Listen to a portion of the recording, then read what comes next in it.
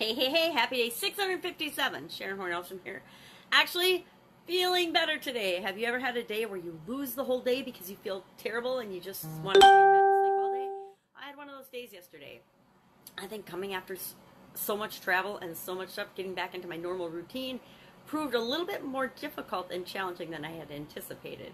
I had my granddaughter over for a sleepover and we started watching movies and shows about 7 o'clock at night, and while I kind of dozed off in bed because I was getting a cold and my nose would not stop running. And yesterday, boy, it took all of my energy just to hang out and take care of her. I didn't do a single video yesterday, which is absolutely unheard of and unlike me. Even on the cruise ship, I did this video every single day. I have not yet posted them. I gotta tell you, I don't know when I'm gonna get around to it. I've got to catch up from yesterday because I did painkillers videos yesterday and today, happy everyday videos yesterday and today, and then I'm doing, I did Supersize Your Business. I'm not going to do that one for yesterday. I just blew it off because that's one, I might back off the frequency of that and just do it a couple times a week instead of every single day. Haven't decided yet, but that's, you know, some things that I got a chance to sleep on yesterday. What do I want to do? What do I want to do with that? Is that the direction I want to go, or do I want to go after a different target audience and actually start serving them better than just the, oh, this is the business stuff I can do for you? Because my heart's not 100% in it. And if my heart's not 100% in it, then it doesn't always get done. Now, excuse me, my nose is still runny and itchy. That's not necessarily the most important thing, but one thing I've been covering in the 90-day challenge every day. Today was day 50 and day 51 of the 90-day challenge. And the section and the segment I'm talking about is supplements. And I contend that, at least in the American diet, it is almost impossible to get what you need unless you take some kind of supplements. Now, you got to take good supplements. You got to take the ones that are right for you. But who among us couldn't use more energy? Who doesn't need more mental clarity and focus? Who doesn't need to supplement what we're eating in order to get the what our body needs to have the energy so that we can interact with other people on a regular basis in a semi-coherent manner. So I'm doing supplements for this segment. And the thing we talked about is what I call F-boat. Feelings, beliefs, opinions, I just made it up today, attitudes and thoughts, and then judgments, all about the topic that we're working on for this segment. Because if we don't get a handle on how we feel about things, how we think about them, what our attitudes, opinions, judgments, and thoughts are around that topic, all of our past stuff, all of our past minded stuff is going to impact the results we get out of this particular segment. And it's true of everything. If I have certain feelings about my ability to succeed in a certain endeavor, like if I want to start a new business or if I want to grow my existing business, and I have limiting thoughts, feelings, beliefs, judgments, opinions, or attitudes about that, guess what? That is going to color the results that I get on growing that business or overcoming that challenge right now. But if I write them all down, if I get them all out, if I look at them with my conscious mind, I can say, oh, my third grade teacher said that to me, and that is absolute nonsense. I don't believe that anymore, and I can let that go. I can look through and say, all right, my mom said this to me 1,000 times, if not 100,000 times when I was growing up. That's her belief. That's not mine. I can let that go. I can go down the list some more. I can say, oh, my college professor taught me that, and I heard it once. I heard it once, and why did I emotionally, because I was embarrassed in that class or because I was called out in that class in a positive way, I linked in that that was the thing I had to believe. Guess what? That's my college professor's belief. Who does that belong to? It doesn't belong to me. It was his belief. Do I want to buy into it? Is it going to move me toward this goal that I'm trying to achieve, toward this segment of my challenge I'm focusing on? No. Well, then I'm going to let that go too. And we need to do that. We need to do like a mind dump and dump all those things out. And the way we do that is by writing them down. I have this discussion with my coaching students a lot. Oh, I don't want to write it down. I'm just going to think about it. I'm like, okay, you just think about it. And in a week, we'll revisit it. And you let me know what's changed for you because you just thought about it. Because what happens is we think about it. It goes into our other 80,000 thoughts today pile. And guess what happens? It gets lost with all the other 80,000 things that we don't even realize that we're thinking, right? So that's why we write it down, because writing it down, as little and simple and as easy as that is, yet we don't want to take the 5 minutes to do it because we're so busy, right?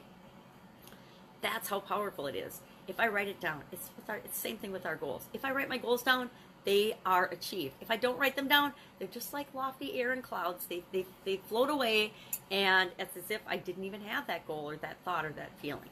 That's why it's so important that we write them down. So let me ask you a question. Do you have your goals written down? Yes or no? Do you look at them every once in a while? Number 2, do you ever do this with an exercise? Do you ever do this exercise where you write down your F-boat? I've got to figure out how to get a J in there now that I thought of J, but your feelings, your beliefs, your opinions, your attitudes, your thoughts, your judgments about something. Do you ever write them down and ask yourself, who does this belong to? Who does this, belief belong to? I'm not good enough. Who doesn't? I want to go ahead in the thoughts below. I want anyone that has never had the thought or the subconscious thought, I'm not good enough, to comment below. Have you never in your entire life, in any situation, at any time, thought, I'm not good enough? I think that's kind of a universal false belief that almost every human being on the planet has. Even the people that you think are the most confident, the most secure, the most amazing, the highest achievers on the planet, I guarantee that they at some point in their life have had the thought, I'm not good enough, or who am I to do this? What makes me think I deserve this? Almost everybody has had that false belief or thought at some point in their life. And notice I say false belief or thought, because guess what? If you think it, if you dream it, if you can even imagine it, you're good enough to have it. If you're a human being, you are good enough to have and do and be and achieve absolutely anything you can ever imagine. And how we come up with that, it's always somebody told us that we weren't good enough, or somebody made us feel that we weren't good enough, or somebody didn't pick us for their team in Phi Ed class, or somebody told us we were ugly or fat or stupid or not good, or that we didn't like them, or they frowned at us. It might be just somebody gave you a dirty look one time and they weren't even looking at you. They were looking at the person behind you, but you thought it was you, and all of a sudden you tapped into, oh, that person doesn't like me. I must not be good enough for them. And you're like, well, who is that person that I thought I wasn't good enough? But our subconscious locks into these things and it holds on to them with a grappling hook and doesn't let go. So I'm thinking a lot about that today, because every 10 days I'm going through this same exercise with a key thing, a key component that moves me toward that end objective in the blood pressure challenge, in the health and lifestyle challenge that I'm doing right now. Oops, I'm being slow. There goes my alarm. So, is there something that you want, that you've wanted for a long time, that you're working on, sort of working on, that you haven't written down, or that you haven't done this exercise where you ask yourself, what are my thoughts, what are my feelings, what are my beliefs, what are my opinions, what are my judgments, what are my feelings about this? Really, what are your feelings about it? Because if you, in some way, shape, or form, feel like you don't deserve the thing that you want, guess what? You will get almost there and you'll sabotage. Something will happen, and you might not sabotage. It might look like something coming from the outside world, but you'll attract that thing to prevent you from getting what you want. And it doesn't make sense, and it doesn't feel right, and it doesn't seem right, but it'll happen time and time again. If you don't believe me, just think about your past situations, things that you've wanted in the past, and then think about what happened right after you were just going to achieve it. What happened? I can think of that, an example of, I was going to sell my Italian food manufacturing business. Going to sell it. I had a couple of buyers on the line, and then at the last minute something happened, and it didn't sell. Things like that happen all the time in our lives. Things like that happen all the time in our relationships, in our everything that we do, anything that impacts us. And it always boils down to some feeling, thought, belief, opinion, judgment, thoughts that we have. A lot of times, little records that we're playing from our past that don't apply to our lives and who we are right now at all, but they just pop up at the weirdest times because we haven't let them go. We haven't dealt with them. We haven't kicked them out of our life once and for all, and we need to do that.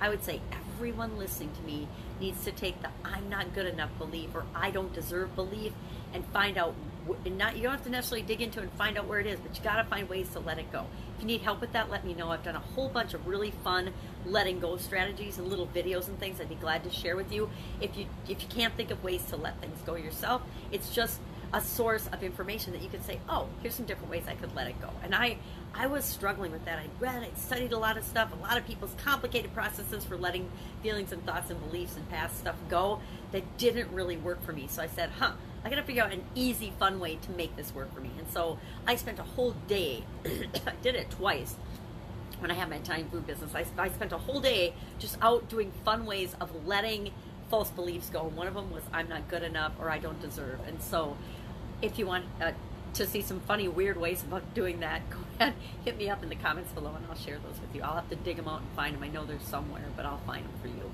That's it. Have an awesome day. I will, of course, be with you tomorrow. Bye. I got to catch up today because I was sick yesterday.